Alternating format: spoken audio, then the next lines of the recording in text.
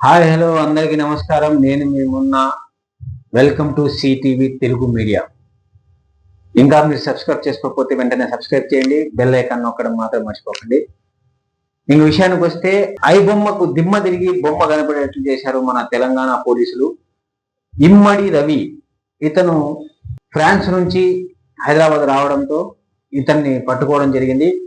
అలాగే అతని అకౌంట్లో ఉన్న 3 కోట్ల రూపాయలు, అక్షరాల 3 కోట్ల రూపాయలు అతను అక్రమంగా సంపాదించిన డబ్బుని సీజ్ చేయడం జరిగింది. గతంలో తెలుగు సినిమా ఇండస్ట్రీ వారు ప్రముఖులు ఇతని మీద ఫిర్యాదు చేయడం జరిగింది. ఈ ఫిర్యాదును తీసుకున్న తెలంగాణ పోలీసులు దర్యాప్తు ముమ్మరం చేశారు. అదే విధంగా ఇతను పుష్ప రేంజ్ లో దమ్ముంటే పట్టుకొని నన్ను చూద్దాం అనేటట్లు ఛాలెంజ్ చేశాడు. ఆ ఛాలెంజ్ ని స్వీకరించిన పోలీసులు వాళ్ళ దమ్మెంతో నిరూపించుకున్నారు. ఇవాళ అతనికి నాంపల్లి కోర్టులో హాజరుపరచడం జరిగింది. అతని పైన ఇప్పుడు విచారణ జరుగుతుంది.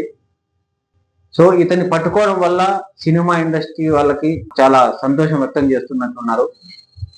చిన్న చిన్న సినిమాలు కూడా పొద్దున రిలీజ్ అయితే మధ్యాహ్నానికి అంతా ప్రింట్ బిల్లు బయలుపెడతారు. ఏ ముఠా ఉందో తెలుసుకోవడానికి కూడా తీవ్రంగా కృషి చేస్తున్నట్టు పోలీసులు తెలుపుతున్నారు. ఒక సినిమా తీయడానికి ఎంతో మంది ఎంత కృషి చేస్తారు, ఎంత కష్టపడతారు.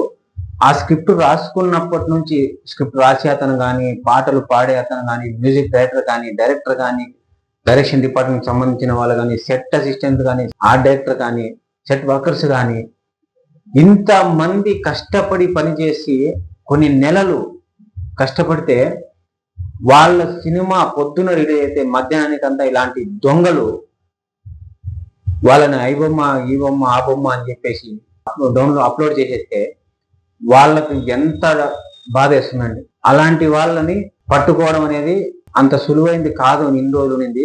ఇప్పుడు దాన్ని తెలంగాణ పోలీసులు ఛేదించారు. మొత్తానికి ఇమ్మడి రవిని పట్టుకోవడం జరిగింది. సో ఇంకా మరిన్ని విషయాలు ఇంకా బయట రావాల్సి ఉంది. ఆ మరిన్ని విషయాల కోసం stay tune CTV Telugu media. అంతవరకు సెలవు. నమస్కారం. జై హింద్.